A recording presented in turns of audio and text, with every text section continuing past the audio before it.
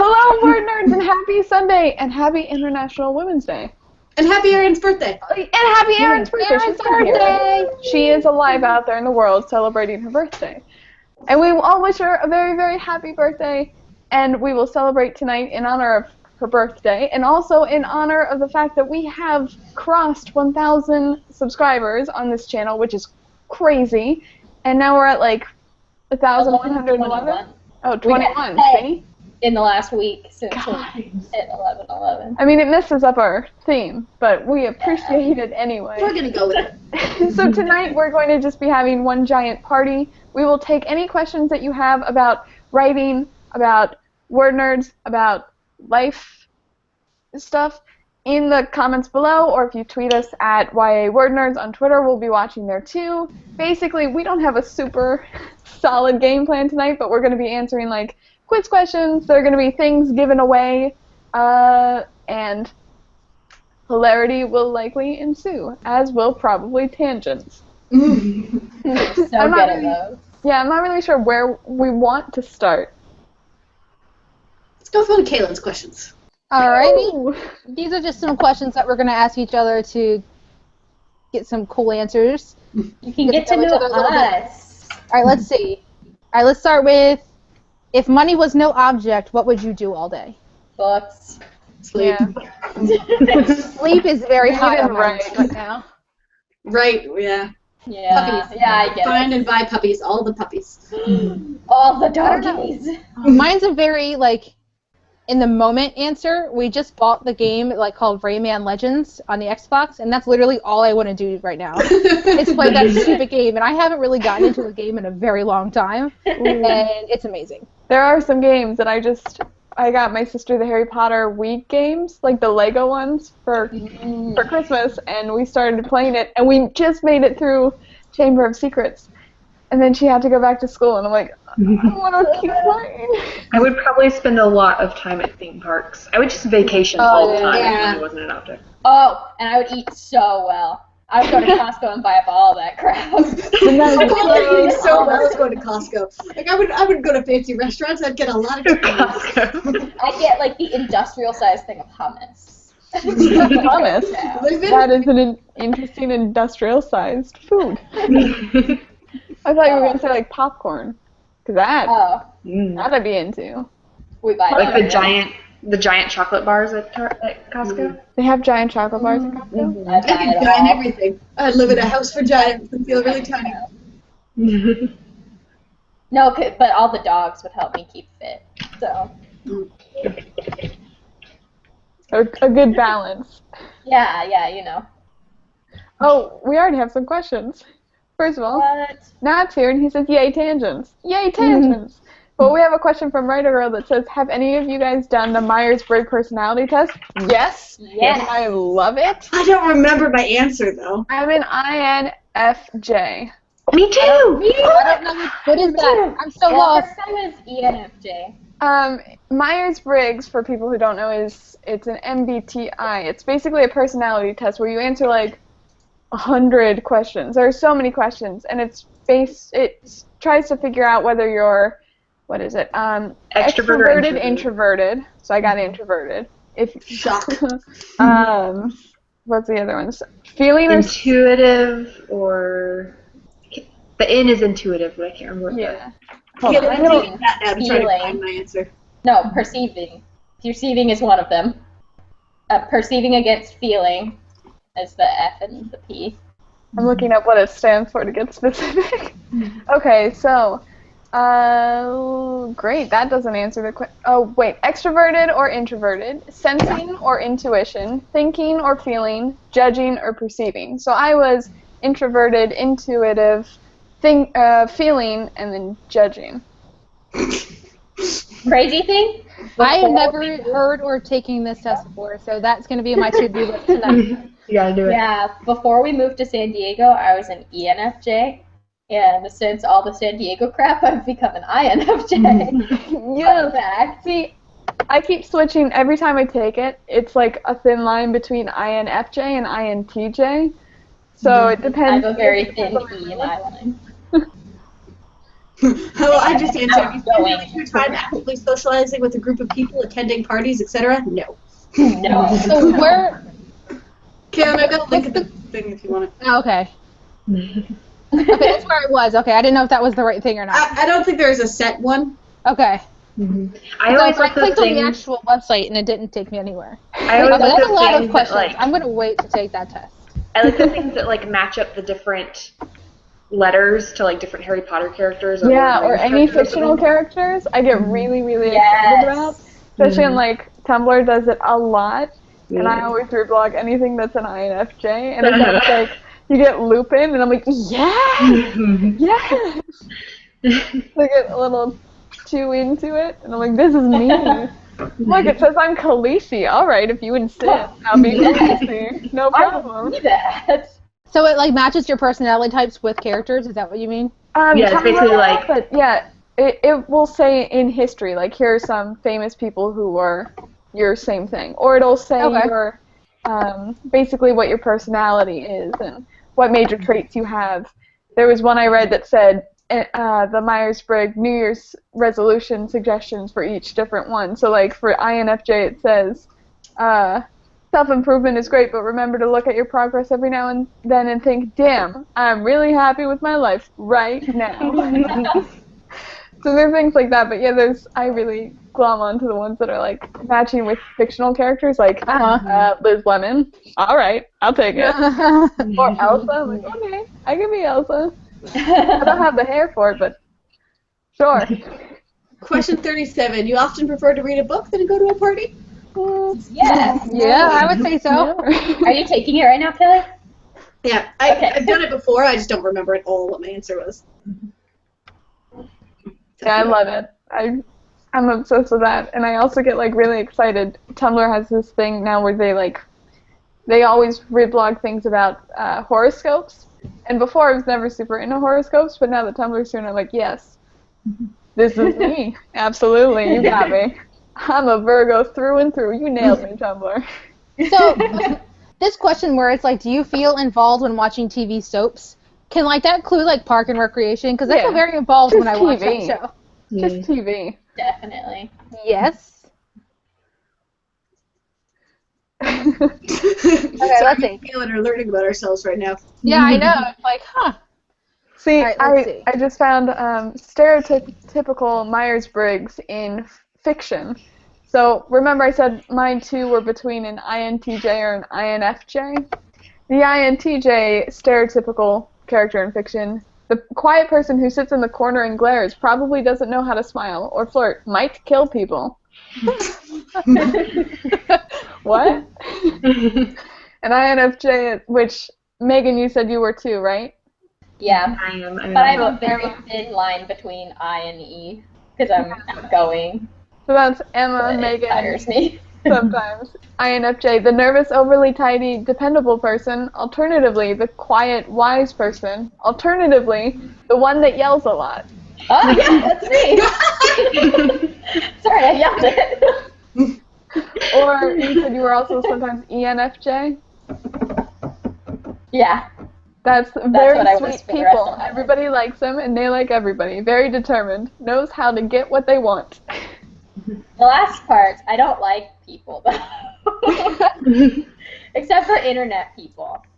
Internet people don't show up at my house and ask to hang out. So, That's true. They don't just do random stop-bys. They're like, why are you here? yeah.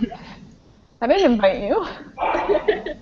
I found Myers- the greatest, you finish what you were saying first because it's not related to Myers-Briggs. I was just saying Myers-Briggs is a great way to develop your characters. I did a blog post forever about it when I was super, super obsessed with it. And I was like, look, take the test as your character. Yes. Get really obsessive about it.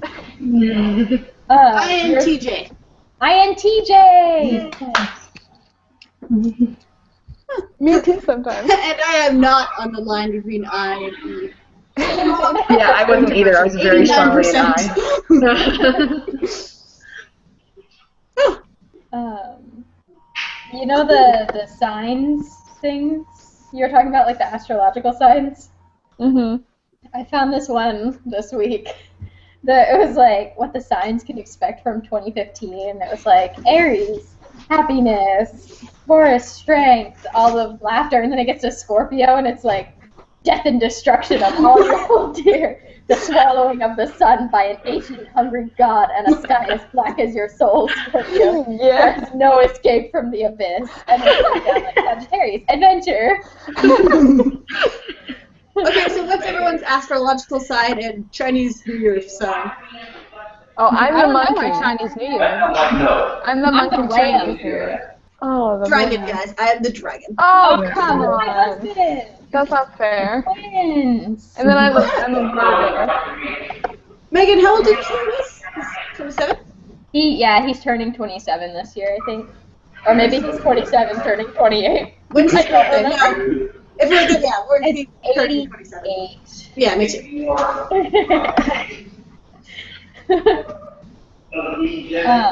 I'm a Gemini. I suspected, as I am also a Gemini. And our birthdays are 2 days apart. So. Well, that's true. That's the hint. Hey, we're very close to the end of.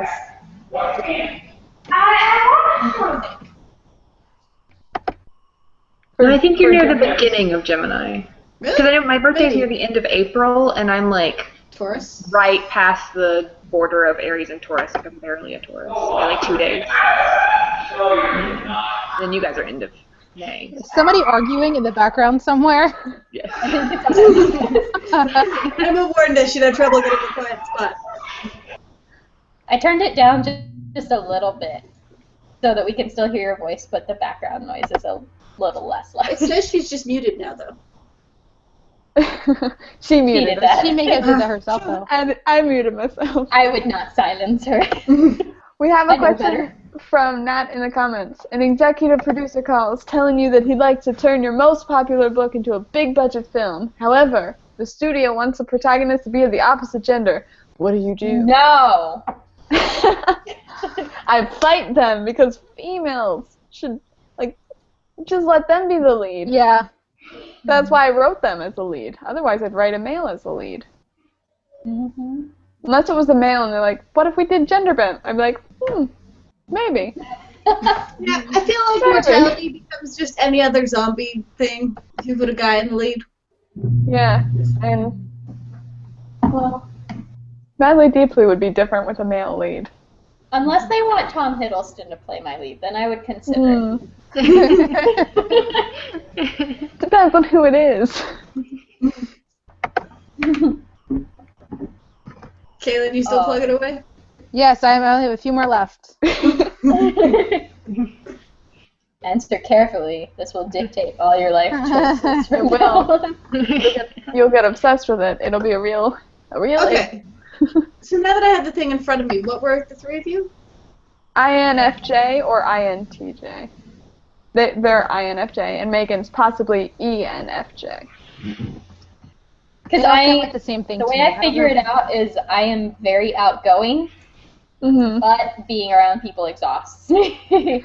So that means you're an introvert. So it's technically an Yeah. introvert, but it confuses the test a lot because I enjoy people paying attention to me. And so Yeah. I'm like, hey, I'm talking now. Just kidding. I'm not super conceited. And I think I keep confusing the test because I can pick up on what other people are putting down, but I'm also like, I won't say things until I super think them. Sometimes I won't say things until I super think them through. Other times it's just like,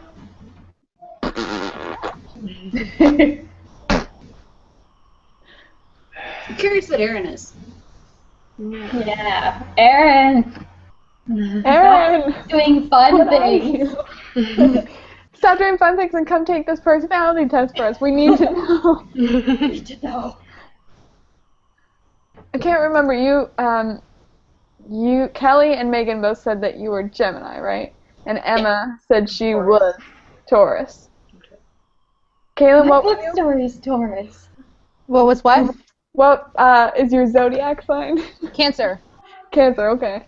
I'm looking at zodiac lies that we tell. So, Taurus, I'll only stay in bed 5 more minutes. I think that's a lie we all tell. Gemini, I don't need to write this down. Oh, Cancer, Cancer, I'm already over it. Oh, totally. Yeah. Virgo. Yep. That looks nice. Mine's always so much more mean. Ooh, worst things about your sign, Taurus. You're an asshole to your friends for no reason. Yeah, Emma. Totally Come on. God, Emma. Gemini. You don't even know who you are. I don't. I really don't. Cancer. You complain all the time. I Virgo. hate to be admitted because it's like one of those feminism things. Like, oh, women don't complain all. I totally complain all the time. I own it. You know, it's gonna happen. I'm just gonna own it. I do complain quite a lot. Virgo. You're needy and you're bossy. Ooh. I love them. I can't stop reading them. They're always so weird.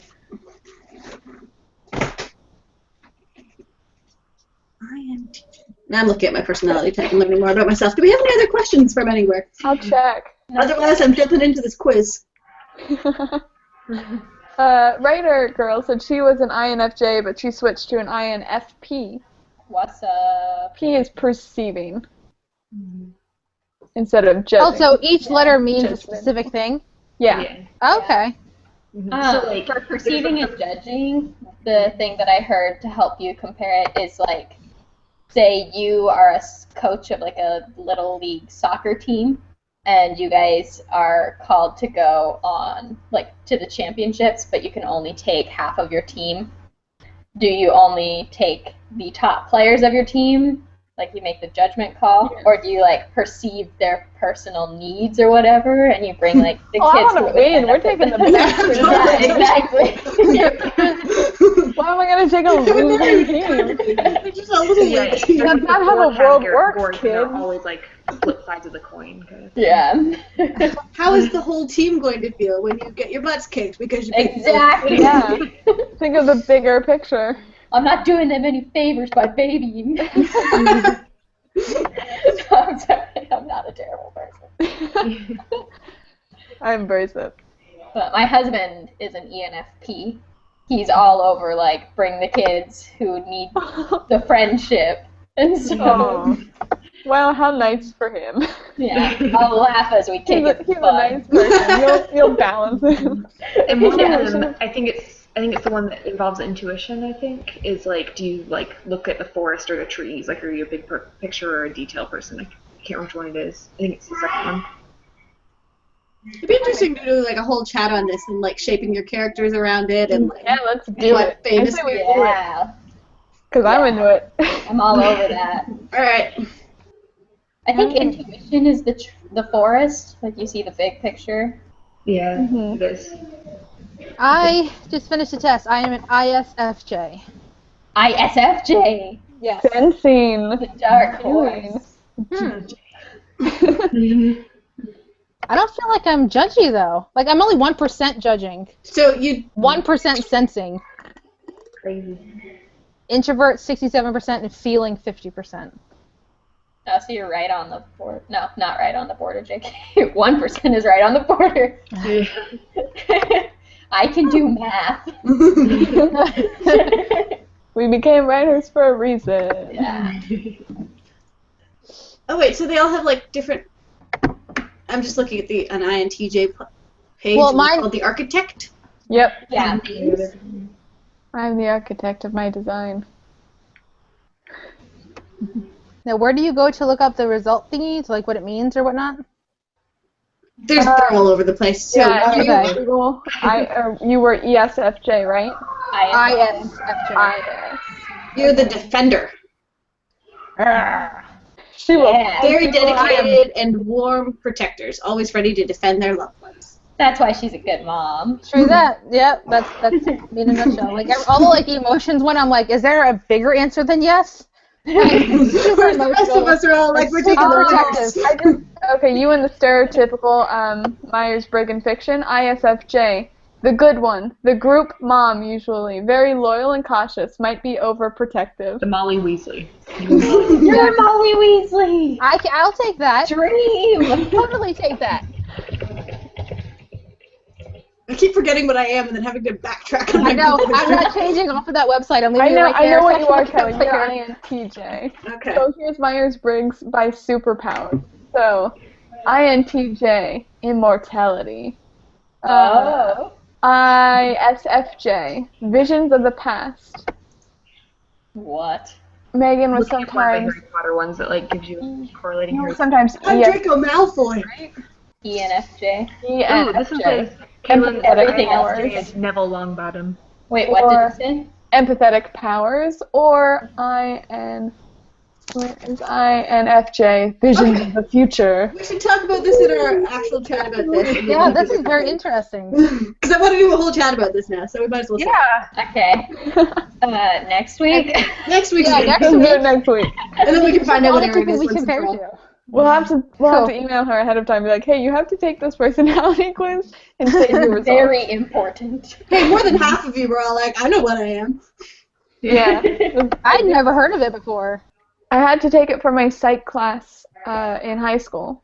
Yeah, I did take it for my like career. I don't remember what it was called. It was this class where you like prepared for careers in college, and we did it. It was just a lot of fun. And then I took it again for no reason. Like a year ago, I was like, let's just do it again and I want again. to take it for all four of my like four of a kind characters because I feel like that'd be really valuable. We're gonna talk about that next week. Definitely. All right, Caitlin, do you have another like broad question? Sure. Let's see. Wait, we have one funny comment that I want to share from Raw Edge. And it says, I'm a Scorpio. Man, I'm sure as shit sorry for the year I'm supposed to live. I mean, horoscopes, man. Yeah, it's real unfortunate. Someone's Earth had to get devoured by the sun. It happened. So I feel like someone who wrote that had a real vendetta against the Scorpios. Like, this is for you. You know who you are. Right, this is kind of interesting. If you were to create a piece of art, what would the subject be? That's kind of a tough one. Oh my. A goat. I would do For a second, I collage thought you were of going to say little goats. ghost, and I was like, I get it. No, I want to do a collage, like a landscape, a panorama landscape of like a million little pygmy goats. And they're like all stacked on top of one another, and you're like, what's behind the goats? I don't know. That's the art. It gets you How thinking. big are they? You're thinking in that direction. What's behind the goats? Is there anything behind the goats? Are there more Is there a goats shape back in there? the ghosts? Do they pop out and make a heart or something? Or another No, goat? they're just a wall of goats. We don't know what lies beyond that, if anything. Maybe that's the edge of the universe, is a wall of goats.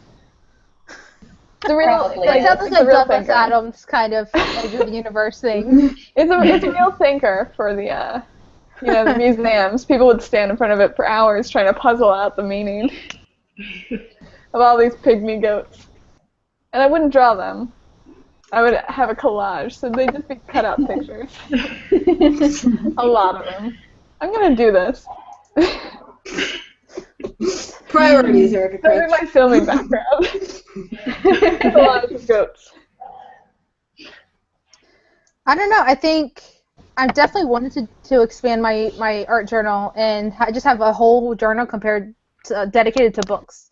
So like if a book I really liked, like I'll take like the themes and stuff from that book and just make an image out of it or just make a layout out of it. I That's don't a know much more if that creative counts. answer. Books. I think I'm assuming that in this scenario I have honed some level of artistic skill. So I would want to get into like fan art. Photography is art. That's true. Photography is art. Yes. Maybe I'll take pictures of goats, cut them out, and use them in my collage. Wow, new level of artsy. It'll be so dimensional. Yeah, I would want to do like the digital art where you have like the like The stylus and stuff on the. thing, and you're like, yeah. I don't have the coordination for that. They're Because so like good. you have to People look do it. at your screen while your hand's moving, and it's like my face would be jacked up all over the place. Like, because I wouldn't know where to put like my pen on the pad. Well, that's kind of my brain went to space because stars are really easy to put on a page. Just let's paint at it. We have a question in the comment. Is anybody doing April Camp Nano? I'm not. I'm doing right all year, which lets me choose different paths for my word count. So does Camp Nano, you can do whatever you want for word count. In April they do too. Mm-hmm. It's just November that it's 50K. Oh right, I remember July. I could change it, and I didn't. I didn't. I don't think I'll have time. Between everything that's going on and my 2 classes start, I think, in 2 weeks. So April's going to be booked solid. Yeah, April's a busy month. Yeah. I'll probably decide in the last week of March whether or not. Yeah. I'm considering it, but a lot of it depends on, like, if this Pitch Madness stuff goes anywhere, and whether or not I need to be doing more revisions on the book that's currently getting sent out to people. More questions also in the love. comments. This is from Nat. Shakespeare or Rowling? Dang. Rolling. J.K. Rowling. I've got a Shakespeare class starting tomorrow, though, so. I have a history with Shakespeare, so I'm definitely going to say Rowling. The only Shakespeare I've ever read is what I've been forced to read for school. And even then, Well, I'm that's my convinced I issue. actually read it. Yeah. Kitty cat, stop it. Go away. I've enjoyed it, and, like, I've enjoyed studying it, but Yeah. I take, like, slight issue with, like, people making him out to be this, like, god Yeah. that was so respected in his time, and it's like, no, he wasn't. He was I my really like for him. the people back then. Like, Also, remember in Shakespearean time, the actors, when, like, tomatoes were thrown at them, that was because the audience believed that the tomatoes were poison, and they were trying to kill the actors. Oh my gosh. Did you guys see? Tomatoes are Did you poison. guys, did you guys see that J.K. Rowling on World Book Day? She was like tweeting pictures that people posted of like kids dressed up as Harry Potter characters, and she was like, "It's so great to see like a new generation of Harry Potter kids." I was having a really emotional day when I saw it, and I was like getting choked up.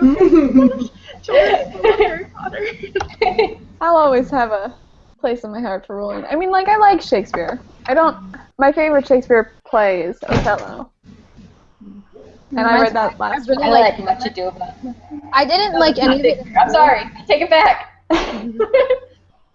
because it was forced at me all 4 years of high school because I just so happened to have those teachers that wanted to teach Shakespeare. So by like time I graduated, I don't know what is what. Like they all just kind of like became really jumbled. And then I think it was last year I had to read Hamlet again for a college class, and I really liked it. Yeah. I'm pretty I like sure Twelfth I Night. only read one Shakespeare play, and it was like an elective thing. Like when my teacher really? would pick like 2 books a year to like read, and me and my friend did Macbeth, and I think that's the only one I had to read in high school. See, I had to read Romeo and Juliet in 8th grade. Then freshman year of high school, we did Midsummer Night's Dream. Sophomore year, we did Macbeth. Junior year, we did Hamlet. Senior year, we did Othello. It was just like Shakespeare. And then I had to read they also Hamlet, Midsummer, did Romeo and Juliet. I read I don't Hamlet. think I've ever actually read Midsummer. That's probably my it's favorite interesting. of his. It's just so random. I was in my drama class. We did a couple scenes from Midsummer's, and I was a goat, I think. Yeah. What is it with you and goats? It just, Is that your spirit Next animal? week. fate brings us together. Yeah, And, I what's like Shakespeare like performed, but I don't really like reading it all Well, that but see, that's much. the good thing about reading it is if you don't want to read it, the best way to, get Shakespeare in your Really head like is to Shakespeare see needed it. to be like performed and watched Yeah. and read. Like even in I don't class love when we reading studied plays it. anyway. Yeah, even in class when we studied it, we had to read it out loud, which everybody hated because nobody in class was into it. So it was always like double, boil and trouble. Yeah. But then you can go home and watch a movie of Shakespeare, and you're like, wow, this is great.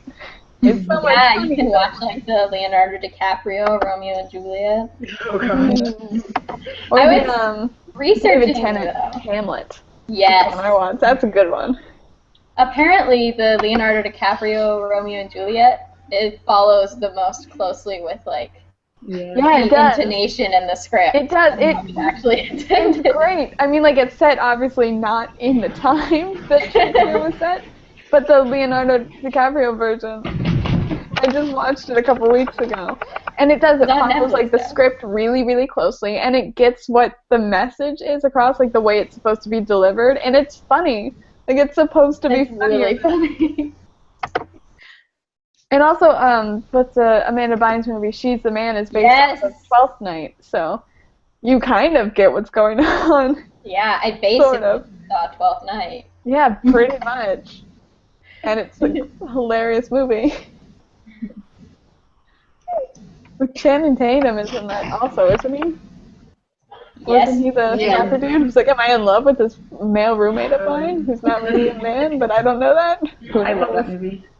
Well, and 10 Things I Hate About You is the Taming of the Shrew. Yeah. Right. More questions. Harder question from Nat. Rowling or Dr. Seuss? I have a deep That's love a of Dr. tough Seuss. question. Yeah, me too. It's still rolling for me. I actually wasn't, like, I don't think my parents read a lot of Dr. Seuss to me as a kid. Oh, I was hardcore Parents Dr. didn't Seuss. love it. Yeah.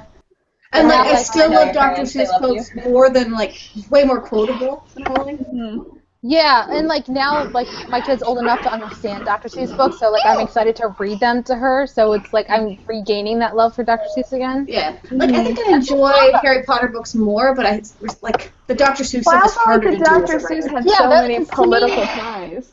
Like, he had very strong political opinions, and I'm like, yes, write about it. In But children's ridiculous let it out. fashions.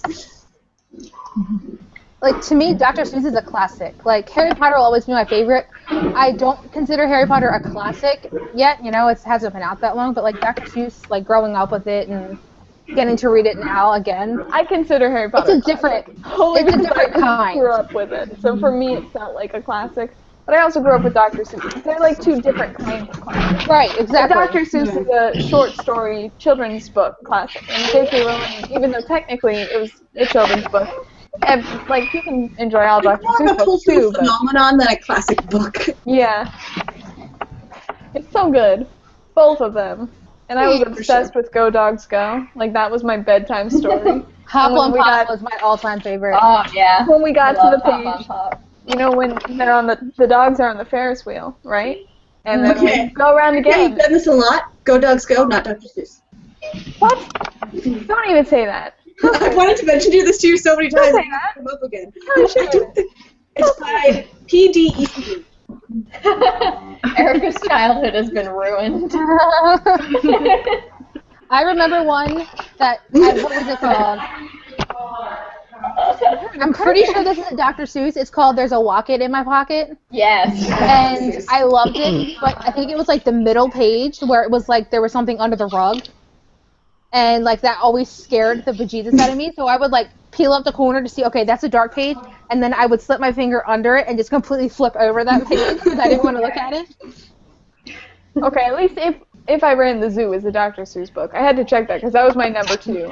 And I was like, I swear to God. I swear. This one's not. What fish, fish, red fish, blue fish. I know it doesn't say a lot, but it's good fun. Wacky Wednesday was another one of my favorites. As an adult, other places you'll go is the Green go-to, eggs and but- ham. I know that one. Yeah. That's a good one. That's my kid's favorite right now. It's Green Eggs and Ham. Cat in the Hat never really did it for me. No, and Yeah, I'm I'm really into Listen to the ham. fish, people. Always listen to Guys. the fish. If you ever go to Universal Studios in Orlando, there's like the Cat in the Hat ride, and it's the creepiest ride I've ever been. Yeah. Really? I've done the I'm ride. going. I just like the like Dr. Seuss land. Yeah. It should be like a haunted house instead of a fun kids ride because it's really creepy. Why is it really creepy? Alright, we've got a question, and I'm reading through it now. Help me, WordNerds, you're my only hope. Did they actually say that? That might not have happened. They actually said that. Please imagine that I'm a hologram right now. Help me, WordNerds, you're my only hope. I've ran into a unique problem. I'm currently writing a practice novel, and there seems to be a gap in my prose. Most of my paragraphs are made up of action, description, and dialogue, occasionally backstory. Most of my sentences begin with pronouns or character names, and I would like it to be more varied. If I knew what that thing was, then I'd be able to practice it, but I can't find the information anywhere. I wouldn't know what to search. Basically, you're talking about varying sentence structure. Yeah. Which is so important. This, like, when I'm beta reading and this stuff comes up, I'm so fast to jump on this. Mm-hmm. Yeah. Being aware of it's really the first step. So yeah. Yeah, that's fantastic. I would highly recommend reading a lot. Yes. Double whatever you're reading right now. Especially in your genre. Like, know that voice, like, really find it, get the expectation of the genre. And read. Yeah, because it's a lot harder than just, like, a formula. Like, finding a formula and going, okay, I'll do formula A, then B, then C, then A, then B, then C. Because that'll be obvious, too. Yeah. But if you're reading a ton in your genre, you're going to start picking up the sentence structures. You can write down, like, hey, I really like this. I want to try that. Yeah, like even just reading and being aware, like, not reading for pleasure so much as look at how they're doing the sentence structures. It's read some of your favorite books and figure out why you liked the voice, what stood out to you. See, I think that works the most for me is not just reading a lot. Definitely do that though, but like think of a book that you really enjoyed and go back and reread that and find out, like just like dig into the actual like blueprint of the book and not just the content of the plot. Yeah. And I would also say if you're still in school, like if you're in high school or something, I know like grammar is not the most fun part of English class for some people, but like pay attention. Yeah. Because like, did anyone do a video on this? How it works, then you're going to try and like copy the sentences you like, and they're going to be like jumbled and not make sense. You need to understand like how proper sentence structure works. Yes, that's a very good point. Because I've like read like beta reading and things where like people are like trying to make it a more like a longer and more complex sentence, and it like doesn't make any sense. It runs on air in the other direction. Yeah. Like I try to do that to make mine more like a lyrical, like in certain places I'm like, well that just I don't even know what I'm trying to say there. I feel like one of the WordNerds did a video on this recently. Probably. I don't remember. I'll look for it, and if I find it's grammar, it wasn't me. I'm trying to think of the last grammar ones that I did, and I can't remember Wednesdays. I think you did like a semicolon one. Yeah, I did because I was talking about Parks and Rec. Oh my god. Yeah. It's over. You could research the different uses for like commas and colons, because understanding those will automatically vary your sentence structure. So. Yeah. And semicolons are also great if you use them right. And not too much. Don't make every other sentence a semicolon sentence. That'd be a bad idea. But I think simple is better. At least you realize that it's a problem. Because some people don't realize it's a problem, and then some people think point it out. Beautiful. Yeah, some people point it out, and you're like, no, I'm leaving it. What do you know? So, we pass the first hardest step. You got this. We believe in you. But if you said you always start with pronouns or character names, start with a verb or an action or a smell. And this is also something that like writing more and more and practicing is going to make you better at it. Like everyone's first stories they write are like completely like varying sentence structures and the same words over and over again. Like that happens to everybody. And you can always fix it in revisions. So you don't have to be too focused on it in your first draft. If it's like slowing you down, keep going. Be like, I'll change it up later. It's always an option. It's my favorite option. Put off the problem. Just put it off later. But really do, because it's not procrastinating. It's important. Well, it is procrastinating a little, but important procrastination. It's like procrastinating one task to do the other bigger task now, and then it's prioritizing. Still be there. Yeah, see? That's a much better word. That's a much better word. Prioritizing. Okay, so I'm looking for YA book quizzes, and it's a little disconcerting that half of them are which book boyfriend you should have. Yeah. What about book girlfriend? Elena. Yep. Nail it. I already know. I've thought about this before. That'd be a good one to have. Mhm. As long as she doesn't hate you. She would take care of me. As long as she doesn't blame you for the death As long as she Yeah. doesn't blame you for anything bad going wrong, or as long as you aren't killed for some reason of being around her, then you're fine. Yeah, you know. It would be a brief fling if you were to die, but at least it would be interesting. I saw a question and it disappeared. Oh, it's down here. This is from Rose. I don't know if it's a question we can figure out answers to on the spot, but if you could have any celebrity as the lead in your novel, who would it be and why? Oh, I know this one. Go for it. I know mine. My book is based, it's like an India-inspired fantasy, so everyone's Indian. And the actress who I would love to play Devya is named Alia Bhatt. She's incredible. Aliabatt. I looked at her and I was like, that is the face of someone who Ooh, would do she's bad so stuff. Yeah, She's and so you would pretty. not suspect her. She's 21? Ooh, I like her. Yeah, I love her. She's perfect. She is cool. When I was writing the Ignite series, I always had Kaya Scodelario in mind for pen. She was in Maze Runner most recently with Dylan O'Brien, who I have a love for. Is But that she the was guy also from Teen in- Wolf? Yeah. Okay. He's actually one of mine. But only, alright, so I've never watched Teen Wolf, but I've seen the pictures of him with like his eyes He's dark. such a good actor. No, He's the bad so- guy in my book, totally. Like He just needs, that one- oh, it's a and he gif of plays him. dark so well. I do watch Teen Wolf. I will admit to it. No, I want to watch it. Like I need to watch it. You watch it just for Styles alone. I know, I'm so upset it's not on Netflix. Like, I want to watch Not? it. Oh, it's not Or on at least it Netflix? was the last time I checked. But when he went dark Styles in the last season, and he had basically a demon possess him, and he would have these scenes where he's like sitting there pretending to be human and crying, and then just something would shift, and he'd tilt his head, and it's like murder. That's one of the gifs that I saw. Like he looks like pretty emotional, and then all of a sudden something clicked. Yeah, I'm like he's that is totally my freaking character great. right there. He's so good. He could be Penn. I would be fine casting Penn as a male if he was Penn. We also have a comment. I'm a writer and I want to design covers for my books. Do you have any advice on getting ideas for covers and designing it? Learn to design it, because sometimes you enter very risky territory designing books by yourself if you do not know how to do it, and you run the risk rather of looking self-published. That stereotype of oh, this is Let's call it looking amateur. self-published. Let's Yeah, make that's self-published. a good Amateur.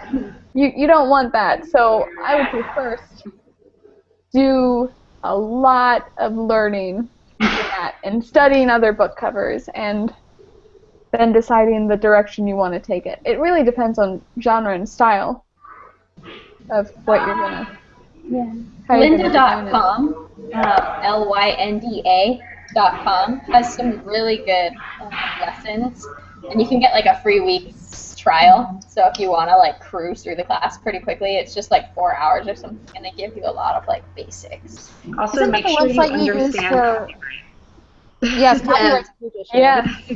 Please get the rights to the images you Yeah. use, Make sure or you're allowed else to use the picture. that would not be good. Not at all. Kaylin, And you want to yes. say something? Oh no, yeah, I'm gonna ask Megan. Is that the website that you use to figure out how to use Premiere? Yeah, I love. I definitely need some help with that. Yeah. Cool. We have another question, which I am not sure of the answer to, but I'm pretty sure Megan will definitely have an answer to, I feel. Are there any border restrictions when it comes to querying agents? I live in Canada and I want to try to query a few agents that happen to live in the U.S. Is this a faux pas? No way. Query anyone. They will sell your book. If you sell it to someone in the United States, just understand that they're going to be selling to publishers in the United States, and they'll Which have is good. foreign rights people. Yeah. Kelly. Anyone from anywhere, as long as you have a book that's written in English and sounds like it's written by a native speaker. Most agents don't take books that aren't in English in the United States. It'd be harder. You know we speak English over here, right? I don't know. French I over figured if we had anyone else watching, I would get more specific. I just figured you spoke French, Kelly, and that I was really good at French, I and thought I you just guys were, heard it owned as by English because I'm so good at translating French. No classes. I'm impressed with myself. But yeah, I'm trying to think of French to say on the spot, and I've got nothing. A little sign language, little pig Latin, that's it. Mon Dieu! Je m'appelle Erica. I got nothing. That's about it. Sweet Florida. Hon. Baguette. Eiffel Tower. Viva la Revolution. Is that French or is that Spanish? Could be both. That's like a mix. A little bit of both. Emma speaks more than me, I'm pretty sure, since she married a Cajun. But we both speak some French. I'm impressed. I do not. I have taken Latin classes. I don't suggest it. I have taken Spanish. And I've taught myself a little bit of Italian. Not a lot. Enough to be like, parla italiano? No molto bene. Speak Italian? Not really well. Here you have to take. I know how to count to 10 in Spanish. That's it. 10. Got nothing. All multilingual So many word nerds. I wonder if Erin's any better. Do you think she speaks French? Well, we all have to take 6 years. You have to take it? Yeah, because it's technically our second language, but there's one province. Well, the East Coast speaks it a bit, but. Interesting. So we're supposed to learn it, but then you don't use it for a decade. Barely use it when you're in the classes. We've got a fun question for Megan. Megan, what happened to your hair? I fell into a fire and it Well, that's turned into horrific. Charcoal. No, Wait, I think died. you I got wanted the to be a Scorpio brunette, one. so I died. Oh, you can still see like hints of red. Yeah. Is this the first time you ever dyed your hair? I had dyed it with like some demi-permanent dyes that wash out twice before. And this time I was like, screw it. I love having dark hair. It's so I fun. did it permanent this time. It's a lot of fun to change your hair color. When's the Yeah, last time it you did is. it, Megan? When did you do that? I did this yesterday. I was gonna say I saw you like 3 days ago and your hair was red again. Yeah, no, I did this yesterday. It's awesome. I approve. Thanks. I mean, I love your actual hair color too. Like I would dye my hair. color Yeah, I the would say color that your I'm hair color impartial actually was. to red hair because my hair will Yeah. never look like that. But changing your hair color is always fun.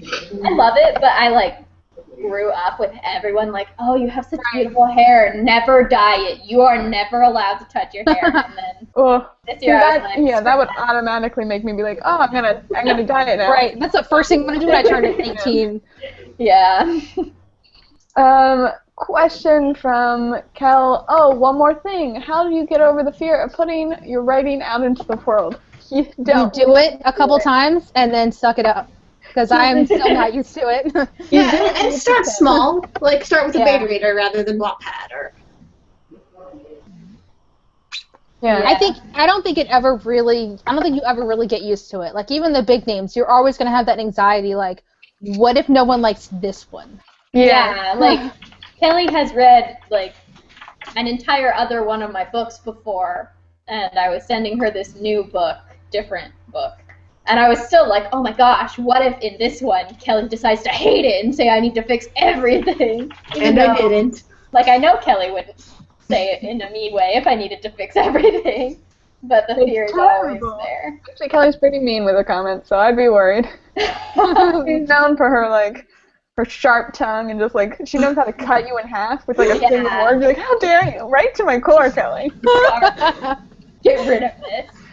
That's the first thing I think about when I think of Kelly. I'm like, remember those tears you cried every time she emailed you?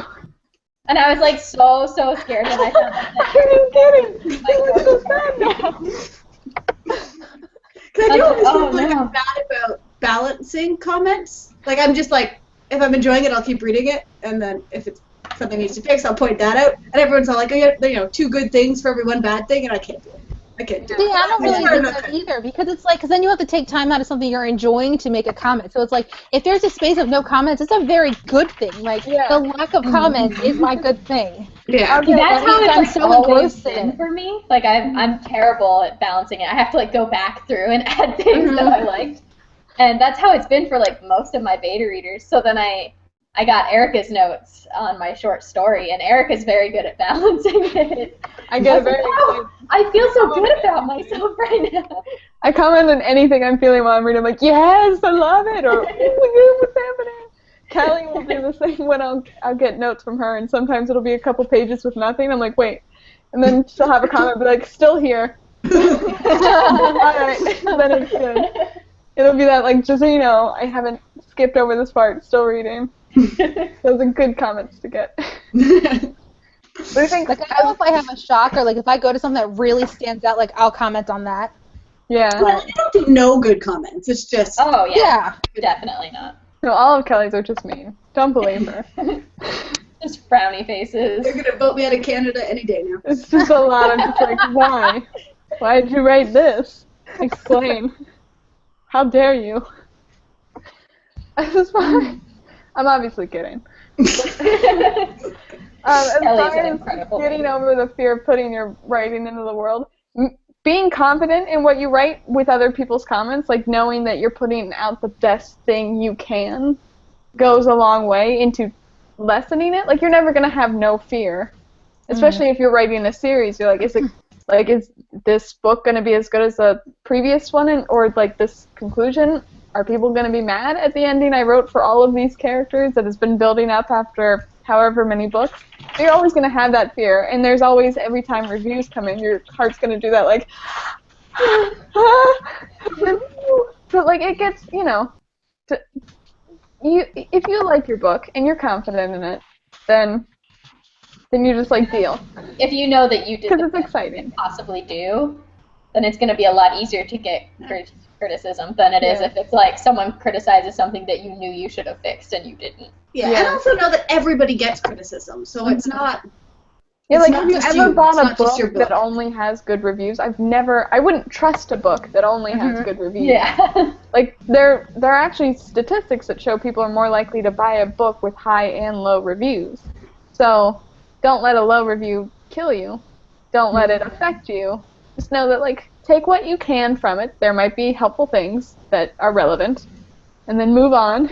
And, you know, publish it. It's that good kind of anxiety. It's like, I'm terrified and excited. Then it is so exciting to see the draft of your book after you've sent it to a beta reader and you've fixed it. Yeah. It's just like, oh my gosh, this is even better than I thought it was going to be now, because I needed someone else to look at it and tell me what I was missing. Yeah. We've got a comment question from Raw Edge. She's having an issue with a beta reader. The person she's doing this for is a very close friend, and she loves her dearly, but when she gives advice on what she should change or what she thinks is missing, she gets super defensive. She defends her mistakes and won't listen, but then insists that she wants me to be her beta reader. I don't want to hurt my friend because we're close, but this is honestly stressing me out, and I don't know what to do. I don't want to gossip or throw her under the bus. I just need advice. Have you guys ever had been with a beta reader with someone who isn't willing to change? If so, Yes. what did you do about Yes. this? I think we've all been there. Yeah.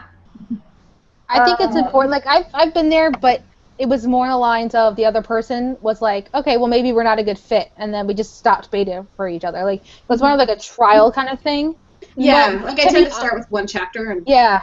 But to be completely honest, if my best friend walked in here with the manuscript and asked me to beta it for her, I would be very hesitant to even say yes. For that reason. See, I've beta read for some of my friends who write things, scripts, movies? That's a script. Books, short stories, whatever, and I'll always preface it like, how do you like your comments? What are you looking for from me? Like, if they just want general comments of, like, it's looking great, then you have to know that going in. But if they want, like, real critiques, then I'm going to give them real critiques, and I'll tell them up front, like, I love you. I love you to death, but I'm going to, because I love you, I'm going to make sure that your writing is up to par. So I'm not going to pull any punches. Let me know if you need me to. And then if they really don't change, I mean, like, hopefully they're also seeing other beta readers, and there's really nothing much you can do if they're not listening. You're doing your best. Yeah, and know that honesty is helping them. Like, it's hard when you know they could use some work and you're not sure how to tell them. Yeah. Something that could be good too. It sounds like you're kind of exchanging a lot. It could be good to set up like ground rules for sending these comments. Like, if you want me to give my full out feedback, I'm going to give you my full out feedback, but you're not allowed to correct me. Like, you're not allowed to say like, oh, but I did this because if you have to say, oh, but I did this because something's not working, don't say that. That's harsh. But in my creative writing class, that was the rule. Like, when people are critiquing you, you don't get to reply unless they ask you a direct And it's question. so hard to do that. Like, I'm about tomorrow, my new semester is Shakespeare and fiction writing workshop. So I'm going into a workshop as of tomorrow. I don't know what I'm going to have to write, but like Megan said, with our creative writing class, you write what you write, and then you post it, and you get comments from like 5 people, and you are not allowed to defend your piece to those commenters, which sometimes they do read it. You know, some people in class don't pay attention really closely, and they just comment to get the points. But pay attention to those who do comment and, you know, have obviously read what you wrote and are giving you comments that you want to, like, instinctively push back against, but know that those are the ones that you should listen to because they're pointing something out. You don't get to go into every reader's home and be like, look, here's why I chose this. Let me explain it to you so you like it better. Yeah. You'd waste a lot of time doing And that. to an extent, like, if it's a friend who's reading and they're not changing to your suggestions, you also have to keep in mind that it's only one opinion and hopefully they're getting another one, that, like, they don't have to agree with you. But if it's something where you know the writing's not strong enough, I feel like they have to get that from more than one person before it's really going to sink in, so don't put all the pressure on yourself to fix their writing. And it's unfortunate, but sometimes some people have to learn by, like, sending it out and straight up getting rejections. And it definitely depends what they plan on doing with it. Like, if they plan on going through an agent, or if they're just writing just to write, or if they're self-publishing. Like, if they go indie and it's not up to par, they'll see it in the reviews that might be saying the exact same things you're saying, or they'll hear it from agents that they're querying that are giving feedback that you gave them. And maybe it'll start to, like Megan said, maybe it'll start to kick in once it's a the real process. world kind of sinks in. Yeah. It's hard. Oh, we have a question from a Kelly Sheridan. I wanted to participate. That name sounds really familiar. Huh. No idea. Is it the Barbie actress? I hope it is. Oh my God, Barbie's watching us. Funnily enough, she wants to know what everyone's current obsessions are. TV shows, Barbie. Websites, books, whatever. Huh. I just got done with Parks and Rec, and I'm so upset. Me too. Really? I love how they structured the last episode, though. I thought it was perfect. Oh, Me too. yeah. But I'm still like in denial over it. Like I don't feel like it's really over. I'm like, no, It'll never really be over. Oh, my current obsession. Unbreakable Kimmy Schmidt. This is what prompted the question. I am the show. I started it yesterday afternoon because I saw somebody online said that they were watching it. I'm like, it's on Netflix already? So I turned on Netflix. Isn't it a Netflix show? It is. Yeah. Okay. It's a specifically Netflix show. And it's got 13 episodes. And I watched 5 yesterday, and then I watched the rest of them this morning. Are these 20-minute episodes, or are they 40? They're like 20 to 30. Okay, I'm like, are they hour-long episodes? It's not as much time as it could have been. Like, it was that or House of Cards, so I rationalized. I'm like, you can make it through all of Kimmy Schmidt and only a couple episodes of House of Cards.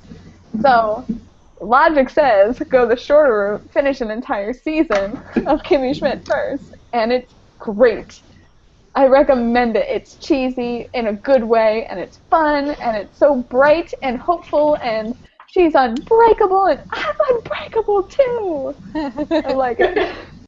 Because females are strong as hell. The theme song is really on point. I put it on my Twitter. So The complete opposite of Unbreakable. Has anybody watched It's Always Sunny in Philadelphia? Yes. This show, I have never hated a cast of characters so much. Like, and I watched an interview, and it's like, that's their goal, was for you to hate these characters with a passion. But I couldn't stop watching the show. Like, I watched all 9 seasons in, like, 2 weeks. Yeah. That was a good show. You know the one guy, Dennis? He's the only one who, he made sure that his character was not, did not have his name, where some of the other characters did have their character names, like Charlie. I think Charlie was the only one that had his same name. Because Mac's real name is Rob. Right. The guy who played Dennis, he was like, I had to make sure that I was not going with my same name because I didn't want him to make sure that I had no similarities to that his barrier. character. Yeah. Besides the fact that I'm acting. His character's the worst, so. That's a really funny show. Great. Very grown-up show, but very funny. I haven't done too much into TV lately, though. Sorry. My Yes. gasp was knee-jerk reaction. I've got a lot of shows that I watch. But on my personal channel, I'm currently going through lists of what I'm currently watching, what I need to catch up on, what my favorites. I watch a lot of TV, guys. Oh yeah. I usually do too, but like I said, this video game has sucked in, my attention span lately.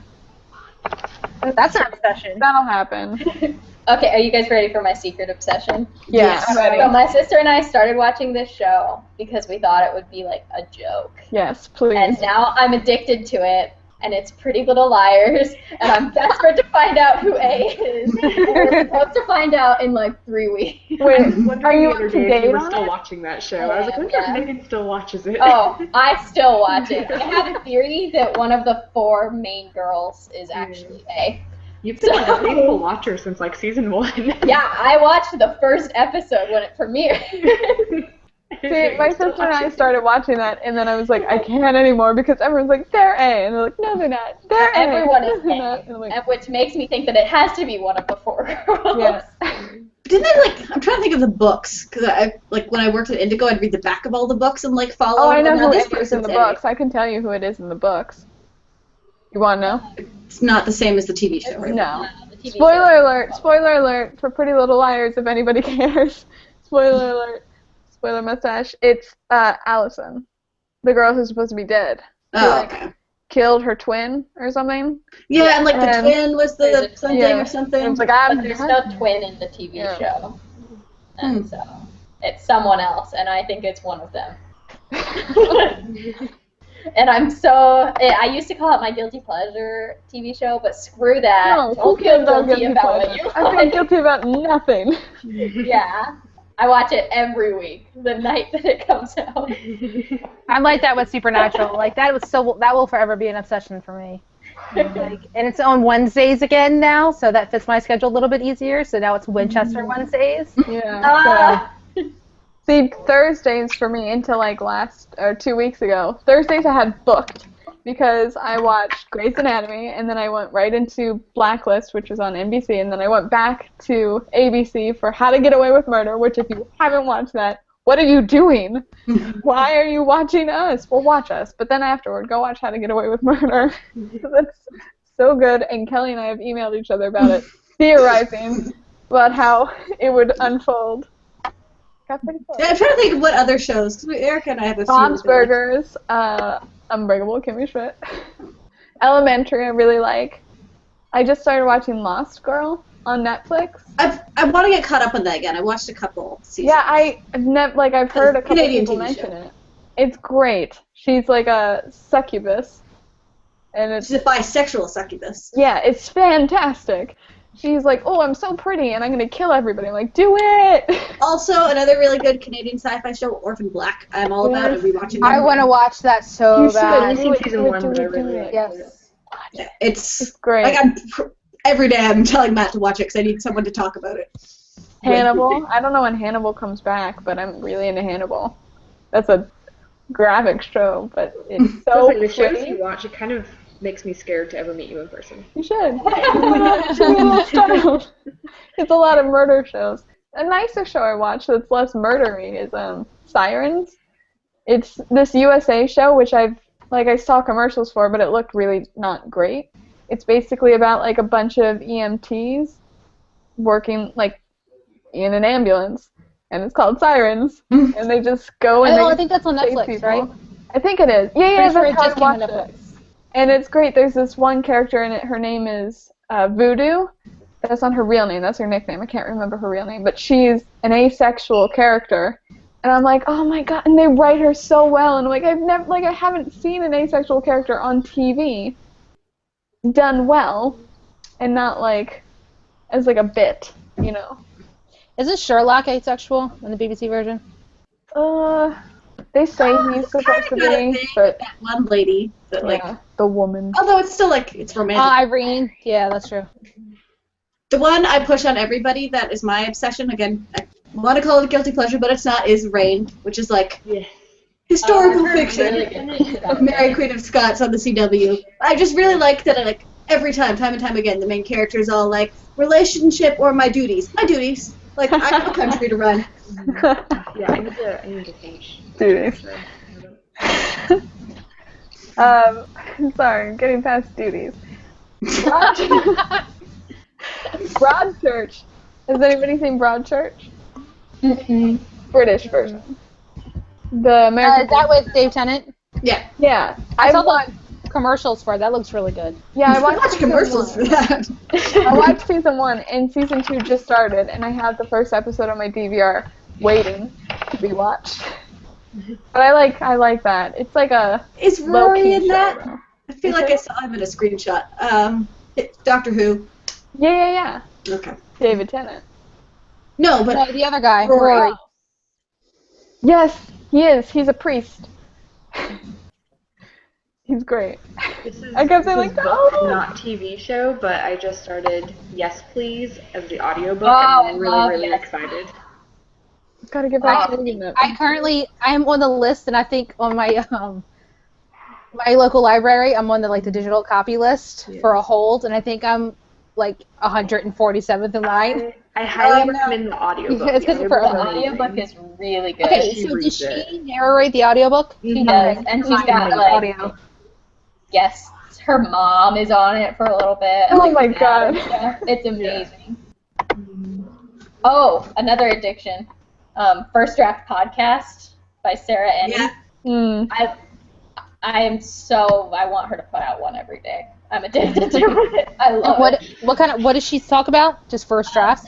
We went on like an epic road trip all the way across the United States and interviewed a crap ton of authors. And so YA authors, and the podcast is her interviewing all these authors, just like about their lives and their books and their writing and stuff. I love it. Nat said he also really likes another good Canadian TV show is Continuum. I feel like I started it, but I never finished it. It is like, I think it's time travel-y. I feel like It I've sounds seen time the travel. picture for it. Raw Edge said that she loves Pretty Little Liars, and she's Yes! A is Aria. Yes, me too! That's what I think it is. Some people say Bates Motel. I'm looking at these. Let's see. My brother's really into that. I haven't watched that yet, though. Does anybody watch American Horror Story? I do. I watched the first season, and it was great, and then I got into the second season, and I think it's a spoiler to say that it was aliens. I think a lot of people know, and I can't get into it. And Here's the thing about American Horror Story. It's real weird, real quick, and Right, there's so- you can't make sense of anything. Don't expect to make sense of it. I watched the first episode of Freak Show, and I had no desire to finish watching because Freak Show was. I like Coven better than Freak Show. they moved more forward onto like the whole sexual aspect of it instead of the actual horror, and I'm not into that.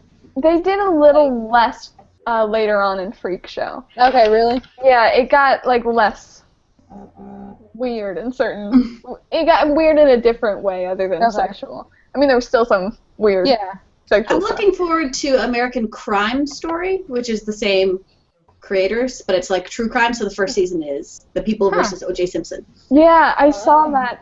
But 2016, so don't get super hopes up. This is gonna be a while. American Crime, didn't that just? No, American Crime is different from American Crime Story. Oh, okay. I was like, that just happened, didn't it? What year is this? I'm real confused. See, I watched in the first season though of American Horror Story. It made me want to write a book about like a ghost boyfriend because he was really weird. But I liked that one scene that they had, and like he said something. One quote was like something. I'm a ghost. You know. Yeah. You want to be my girlfriend or something like that. And I'm like, I kind of like that aspect of it. Just without all the weird stuff. Yeah, there are bits of American Horror Story I'm like, yeah, and then others I'm like, what happened? Yeah, like, what? What is going on? What? What? Why? Explain yourself. But, I mean, like, in Freak Show, there was a lot of weird things, but for me, the real thing that weirded me out was the fact that it took place in the 1960s, and it was, like, at the end of the Freak Show era, and it took place in Florida, and the main character, Elsa Mars... Kathy Bates? No. Okay. Blanking on her name. Are you talking about the two-headed girl? No, the older one with the blonde hair who's like. Okay, I know what you're talking about. Okay. I can't. I don't know her name, but I know. Yeah, I know her name usually, and it's blanking me. But anyway, she closes her freak show by singing "Life on Mars" by David Bowie, and I'm like, that's not this year. So I'm like, what? Your timeline's all messed up, and I got like that's what stuck out to me, even with all the people dying and the murderous clown. Like I remember the first episode. What really got me to watch the first episode of Freak Show is because everybody on Twitter was like, "There's a hashtag trending of what is Kathy Bates' accent," and like I looked up an interview with her talking about the character. Of course, it's a Baltimore accent. Yeah, in Freak Show, it was the moment I heard it. I'm like, oh my god. Like, that's definitely part Baltimore. There's a lot of Baltimore in her right there. It's full Baltimore. If you want to hear a classic Baltimore accent, look up Kathy Bates' scenes in American Horror Story Freak Show. You will laugh hysterically, but it's so accurate. It's like I thought one of my favorite like dramatizations of the Baltimore accent is John Travolta in the newest Hairspray rendition. He's so perfect. Guys, every time someone says Baltimore and I think she's saying Baltimore. Balmer. Yes, that's exactly what I was about to say. It sounds like we're saying The Baltimore. Yeah. that's how you say it if you're from here. You don't pronounce the T, or we know you're an outsider. And I pick on that a lot too, like with newscasters, like they'll say Baltimore, and I'm like, you're not from here. Why are you not from here? here, are you? Outsider. Stranger.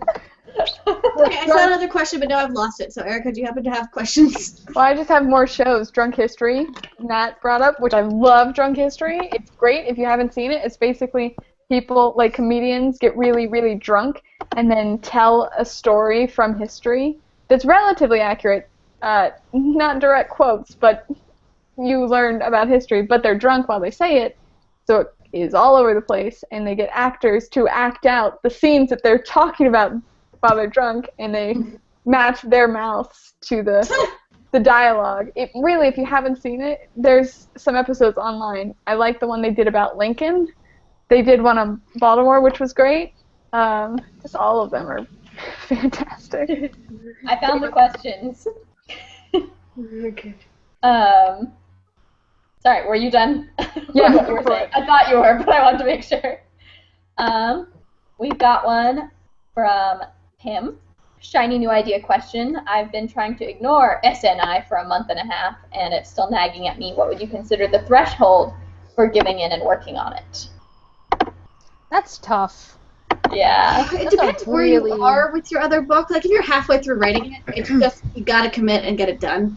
Mm-hmm. If you're plotting and it's one or the other, maybe make the switch. Mm-hmm. But also acknowledge when this is a pattern for you. Yeah.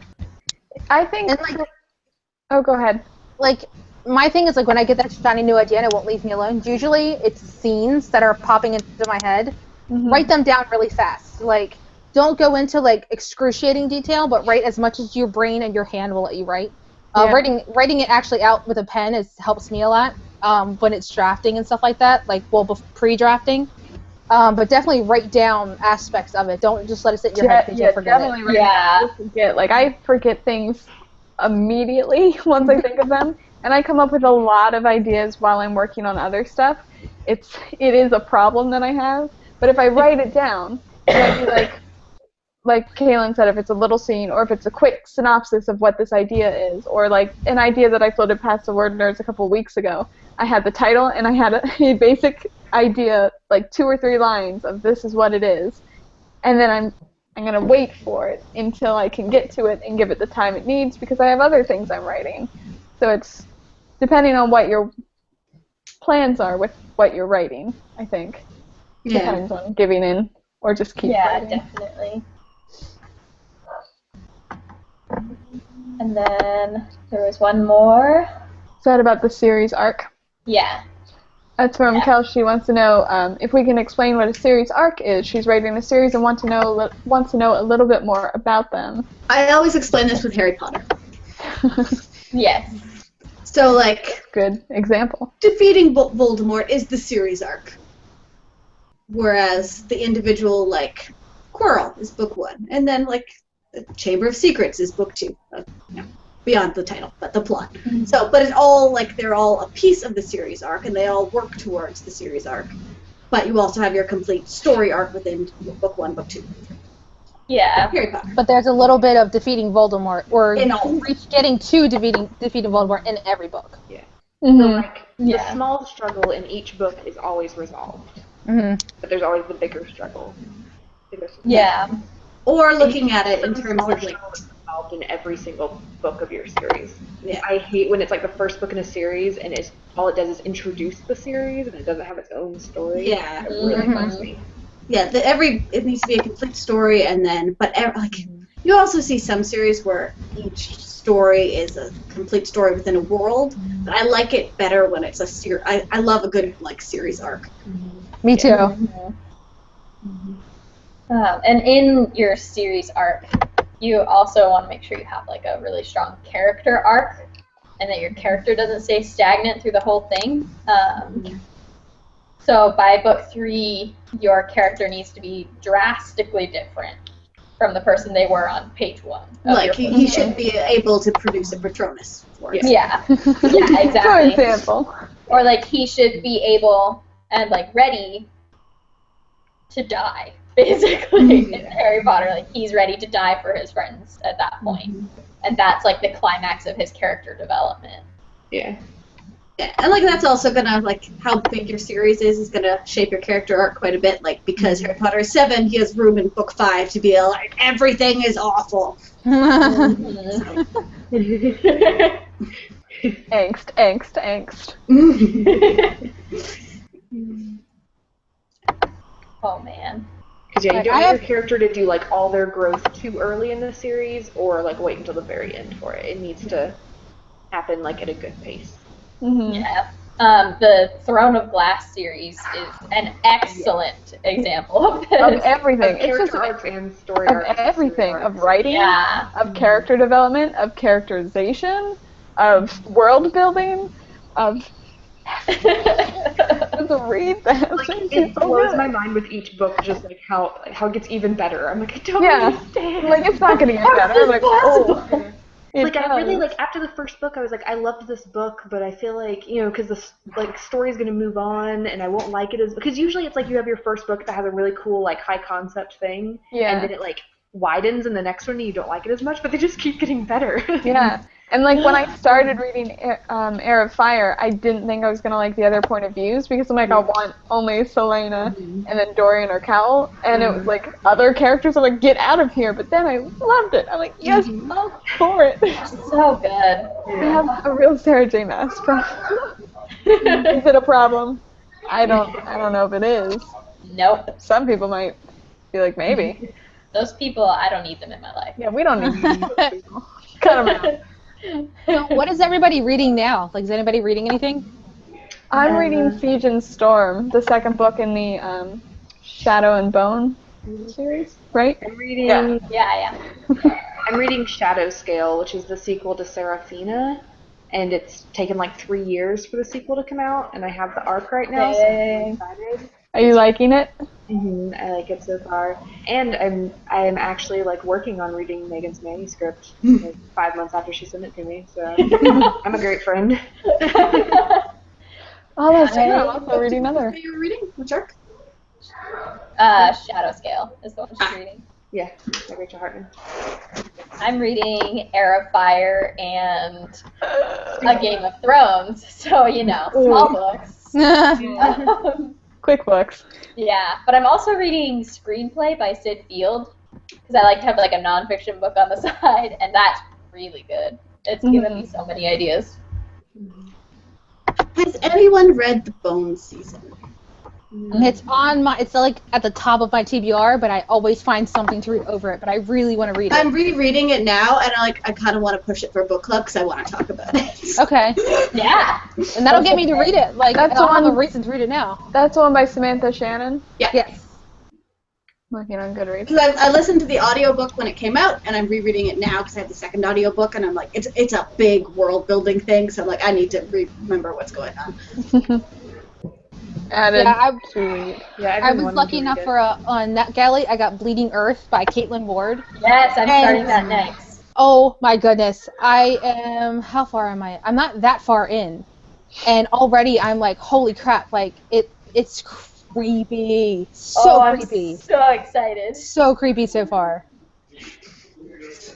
Like I got 13% in and I'm like, you would think that like literally the earth bleeding would be creepy enough, but like from getting to the point to where now I'm like, I have no idea what's happening. And there's another aspect involved, and just thinking about it makes you want to gag. But oh my gosh. Okay, I have an arc of that too, and now I'm reconsidering it. It's pretty good.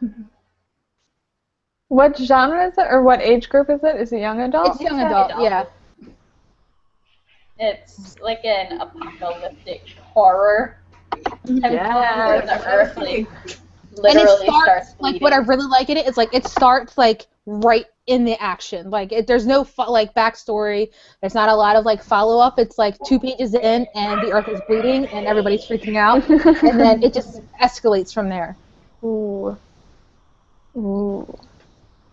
I like it. But that's one of the ones that was with the publisher that just recently went under. Mm-hmm. Was it Egmont or something like that? Really? Boo. Yeah, so I don't know how if it's still going to be published like at the same time or not. I'll have to look into that. Mm-hmm. Yeah, on Goodreads it says like this edition will no longer be released. Really? Yeah, that's what it says.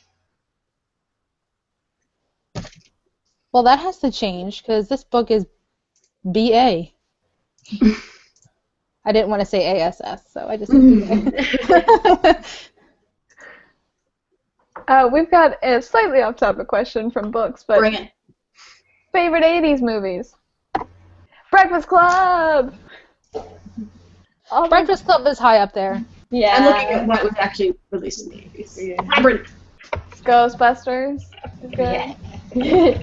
All-time favorite like movie in Ferris general just so happened to take place in the 80s, and that's the entire Back to the Future series. Yes, I was just about to say that. Like, oh my gosh, I will watch it like all 3 of them at least once every 2 weeks. Yes. So good. I love Michael J. Fox. The Princess Bride is another one for me. Who? That's a good I one. feel like I'm the only one who never really got into that. Like, I didn't see that growing up. I actually didn't watch it for the first time until like 4 years ago. That's surprising. Yeah. I love Ferris Bueller's Day Off. That's, I think, my favorite I love that one, yeah. all-time that one's really down. good. Only because I feel Cameron in that scene in the museum where he's staring at the art. I'm like, me too. Closer and closer and closer, and it's just, he loses it. I get that. It doesn't feel like an 80s movie, but it is. It's my all-time favorite movie is Die Hard. I just can't get enough. Die Hard I love the whole That's an series 80s is awesome. It is an 80s movie, but it doesn't like it doesn't have an 80s.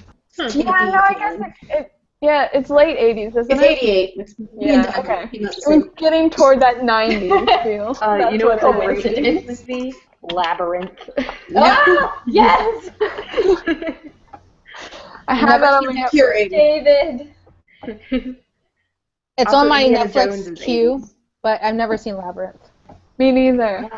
Someone, Kelly convinced Erica. me. Yeah, I know. You yelled at me. I have it on my Netflix queue. It's on my Netflix queue too. I It's just for saw it. Caleb, She, even when you and Megan yelled at me about like, you have to see Labyrinth. You have to.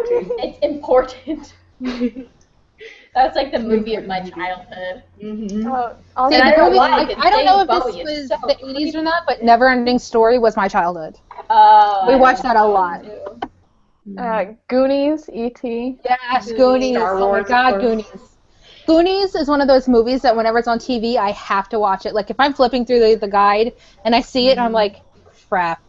And then I have to turn it on because I can't not watch Goonies. Mm-hmm. I like Say Anything. That's more of like a chick flick and less of a sci-fi. I like that one. It's okay. I don't think I've seen that one. I know it's one of It's on the. Netflix now. Now I'm Staples in scrolling the through 80s. Netflix's sci-fi and fantasy and realizing it's been way too long since I've seen Flubber. Oh, I love That's a great Flubber. movie. Yes. Oh my God, I love Flubber.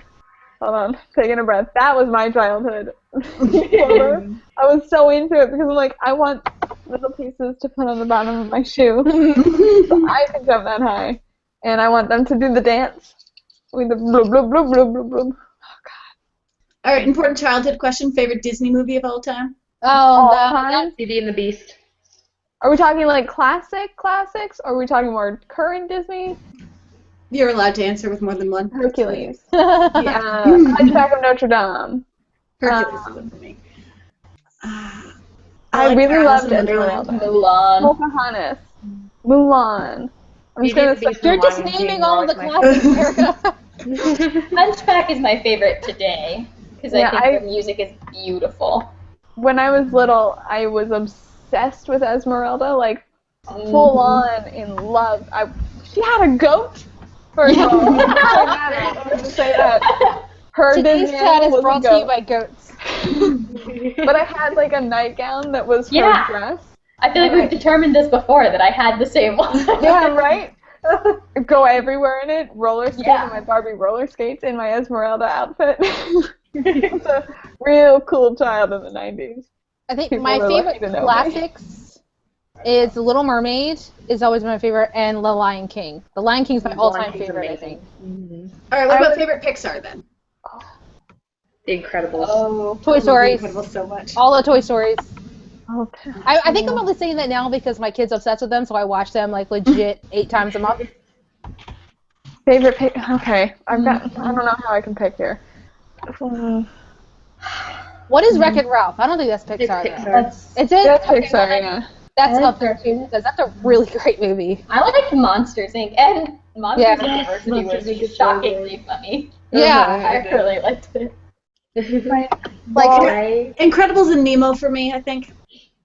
My nephew You have who's the like 2 and we a don't half. really watch the Nemo yet. Like all of these movies, like I've Oh, seen Nemo's like so 8 times sad. in the past month, At but first. we haven't got to Nemo yet. Like The Incredibles is big in this house. Wreck-It Ralph is really big. I think Toy Story for me has to be my number one Pixar. Yeah, But I also totally. like some of the newer ones, like WALL-E. My sister watched it, and I'm like, oh, okay, I like, he wants to hold someone's hand. The little claws. I like never it when really you- connected with Up. It was really I depressing. struggled with Like that. we just watched it. Like It's so My- sad. my daughter just watched it for the first time, I think, the other day, and she didn't really understand like the emotional aspects of it. She just liked the dog, which was hilarious. Yes. But like it's so sad. I'm like, I don't know. You know what's a good, this isn't a full movie, but it's my favorite Pixar short, Jerry's Game. It's the old guy playing chess with himself. Oh, yes. I think that was at the beginning of Toy Story, and I just I love that one, that short. I liked the one with the clouds. They were like- Yeah. That was before Up, right? I think so. Which Yeah, one? that was really good. Partly Cloudy. Is that Yeah. what it was? Partly Cloudy with the Chintzy There's Meatballs? the rain No, cloud. it's a short. There was the rain cloud, and Yeah. there were storks. Is it Gus, a lonely and insecure gray cloud, sculpts dangerous babies to Yeah, like a be new- delivered Yeah. by Peck, his stork partner. As Gus' creations become more and more rambunctious, Peck has to figure out a way to handle his cargo and his friend's bad temperament. That was so cute. Also, one man band I liked. I don't think I've heard of that one. One Man Band is the short. I don't know what movie it went in front of, but basically there's like two competing one-man bands for like this girl's one coin. Did Pixar do the short with the black and white and the letters, like the airplane, the paper airplane? That was Pixar? I don't think I've seen any of the shorts because I don't know any of these. They're usually before the show it- movies. Yeah, like, right before the movie. And you can also just like buy them in sets now. Super. Man? Yeah. Erica's like, I'm on it. Yeah, Paperman. That was Pixar. That was Or a Disney. I love that one. Had no words. It was so good. I think a lot of them have no words. That's true, now that I'm thinking of I it. usually don't. Like the grunts. the man playing chess, he just kinda like gets like upset. Yeah, I Oh. think the only shorts I've seen are from that little creature from Ice Age trying to chase his nut. Like acorn or whatever. They're the ones that I know of. Oh, well, Kelly just sent the link for an Amazon That's package. volume 1, and there's also volume 2. Oh my god, Pixar Short Films Collection, Volume 1. Hmm. Oh, that's instant video, but there's also for That's $11. fine, I've got Amazon Instant Video. Nat just sent me something on Twitter. It's a GIF of Raj from The Big Bang Theory. He's like, I haven't cried like this since Toy Story. Like, Toy Story 3 was Toy that Story was 3 for sure. gut-wrenching. Raj, Many people Raj, didn't no, cry Raj. at part of Toy Story 3. I think Raj is like one of my favorite characters on TV right now. Toy Story 3, first of all, Toy Story 1 wrecked me too, because I was at an impressionable enough age that when I saw it, I was like, oh, I'm never getting rid of my toys ever. Because I don't want to hurt their feelings. So I will lay them all out, all around my room, and never put them in a box. And still, to this day, I have trouble getting rid of like stuffed animals that I haven't done anything with, because where can I can't send them to a daycare now. I saw what happens in Toy Story 3. What options do I have? I don't have any cute little Keep them forever. neighbor girl. Yeah, I gotta keep little them. neighbor girl. I do, but I guess I'll just have to keep them forever. I don't want them to be sad. They deserve better. It's a real problem that I have at 22 that I can't. Toy Story. They never should have let me watch Toy Story. There are some movies, like as a kid, I should not have been allowed to watch. Toy Story is one of them. Bambi was another one, because apparently after I started we never watching got into Bambi, Bambi. I like broke down for hours afterward. How dare you? And I don't see myself rewatching that one anytime soon. no. Also, Dumbo's really sad. Don't rewatch that. It's sadder than you remember. I don't tend to rewatch a lot of the like older Disney. Yeah. Like I like the Peter Pan. Those are good ones. Peter Pan, the cartoon is really good. I really like the cartoon. Fox and the Hound. No, don't watch that. No, don't watch that. No, I It was on meant to TV say. the other day. I meant to say Robin Hood with the fox, because I That's loved better. him. I had a huge crush on that fox as a kid, which raises some questions. Let's talk So about we have one question. We've been going for close to 2 hours, so we should probably have it be our last question. It's from Kel. Says, how do you write a character from a culture you have never lived in without making him sound too much like he's from your culture? research. Yes. Research, and more research. I have something to show you in response to this question, because I just finished a novel that is completely India inspired. This is the book that I got about India to make sure that I didn't sound like America. Is that a library book or your book? It's a library book. I wish it was my book. I was gonna ask you to sniff it, but now I won't. Library book. Yeah, no. Library book smells are not good. I'm like, who put their boogers in this? I'd buy. But this not many people have checked this out. That's a good book. Also documentaries, like if Documentaries. you can read and then also watch documentaries or movies from that country. Like I just finished my film class and I watched a lot of movies from different cultures that like even though they're fictional stories, it really still absorbs you in that culture. So it depends on what culture you're writing about and how much research you can do on it. Like, I know some cultures are harder to research, but there's always research out there. And I think it helps tremendous amounts that after you're done writing and you're ready for a beta reader to find someone in that culture to beta read it for you. Yeah, that can definitely be helpful. You can even like go on Twitter. I saw someone today on my Twitter who, this isn't like a culture, but they were trying to write a transgendered character. And she was like, hey, I'm trying to find a transgendered person to answer some questions for me. And it got like some retweets and someone came and answered all her questions for her. Oh, that's great. Yeah. I mean, like, writing a different culture is the same as you would write a different sexuality than yours. Yeah. Like, that you have to do some research to make sure that you write it appropriately and correctly and not too much like yourself or your own culture, what you know. But it's good to do. It's good practice. It's really good practice. Things you'll want to look out for: clothes, food, the way they interact with people they're first meeting, like talking to people that you've never met before. It's like social norms in general. Yeah, social norms in general. I find like funerary rituals really fascinating for other cultures, and since lots of people die in my books, it's pretty important.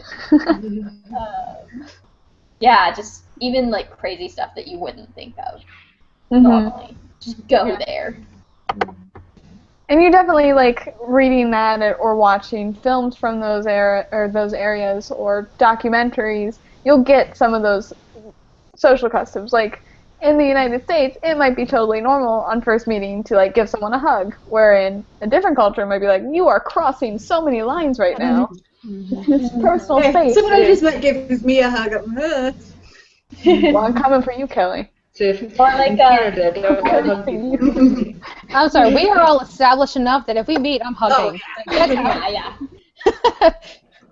Counting you guys as strangers would be very strange considering I see you more than real life friends. I'm going to disguise myself as a stranger when I first meet you, so you'll have no idea. You're going to be like, surprise! Like, this person over here in a mustache looks like Erica, but I'm not sure. Can't be sure. We're used to seeing mustaches. Like, is she speaking in spoilers? Like, what's going on? You think it's going to be a mustache. That's where I'm going to get you. It's not going to be a mustache. It's going to be a goatee. I'm going to get somebody to be my bottom half, and I'm going to wear a giant trench coat. I've got to convince my sister to be the bottom half. I'm a little afraid for Kaylin, who lives in the same city as Erica. Oh, yeah. Do you want to be my bottom half? It'll be great. We can meet Kelly at the airport. I'll bring the trench coat if you carry me on your shoulders. You know, one day we all are going to meet. Now we've set some pretty high standards. Yeah. We've got to find a long trench coat. Oh. That is something I am going to do in my lifetime. I will be the top half to a very tall trench-coated person. Or I have not lived. It's going to be super tall because I'm already pretty tall. It's going to be great. That has to be one of the activities. If we ever go on a retreat, that's one of our activities. Yeah, it's to cross that off your bucket list. It has to be. Well, we're even numbers. We can create 3 really tall people. Oh my gosh. And they can have a conversation. Yes. This thing will go into like Starbucks. We can go with really tall trench-coated people to go buy our grass milk. Yes. Great. This is gonna be so good. This is why a word nerd meetup has to happen. Oh, it will. See me as the top half of a trench-coated person. I just want to reenact everything I've ever seen on Scooby-Doo. One by one. I'll make my way through. It'll happen. I'm 22 again, for the record. That's okay. Am I the oldest? I think I'm the oldest, and I'm game. No, you and Erin are the same age, and her birthday is today, and yours is not today. Erin's the oldest. Erica's the baby. I am. Oh my god, I am. Weird. I'm never the baby of a group. Well, it's appropriate. My sister's college thought I was like 8, so when she was talking about me for parents' weekend, she was describing me and like, oh, how old is your sister? And she's like 22, and like, oh, all right, okay, recalculating. She's a character. All right. All right. Oh, Nat mentioned Aladdin, by the way. I have to just give a quick shout out to Oh, Aladdin. Yes. Aladdin was my first official fictional boyfriend, by far. Yeah, I don't know why. choice. See, he was my first true love, and I forgot about him. And Genie was great. So good. And he like improv'd almost all of it. Sadness. Okay, moving on before I get too sad about Genie. We're gonna wrap this up now because we've been going for over an hour and a half now, almost an hour and 40 minutes. Thank you for everybody who's tuned in tonight with your random and awesome questions. We've enjoyed all of them with our weird tangents that we've gone on. I hope you had some fun and we answered some writing questions, so I hope we helped you. Thank you guys for subscribing and watching our videos. It means absolutely everything to us, and we're glad that you guys are having hopefully as much fun as we are. Maybe we're having a little more because of the tangents. We are going to be doing the Myers-Briggs personality stuff next week in our live chat, which we're going to get Erin to make sure she takes that quiz if she hasn't already, and we'll talk about forming characters around that. Our videos will, of course, be live all week, and we hope you guys have a great week. Write some words and read some books, and we love you, nerds, and we'll see you next Sunday. Happy birthday, Erin, again, and happy International Women's Day, but also happy birthday, Erin! Woo! You're the oldest now. We'll see you guys next week. Goodbye! Bye!